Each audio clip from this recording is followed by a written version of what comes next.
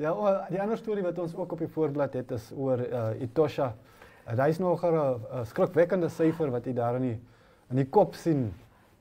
388 vee oor 5 jaar. Okay, toe ek het nou so vinnig gelees. Ek sien van die is ek in my syfers. Daar's meer as 800 km van hierdie heining. Ja.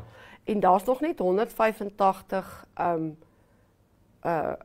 reggemaak, ja. So met ander woorde, daar's nog 600 en iets oor en hulle sê ook dit sal eers teen 2030 klaar reggemaak wees en dan word dit nou geëlektrifiseer. Maar ja. Ek weet daarom nie. Okay, toe 2030 gaan ek en jy nog hier wees. Etosha is mos al lank daar en hy is al lank omheen.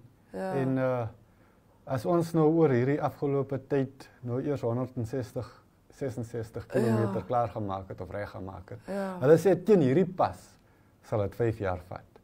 Maar of ons hierdie pas sal Afrika volhou. pas.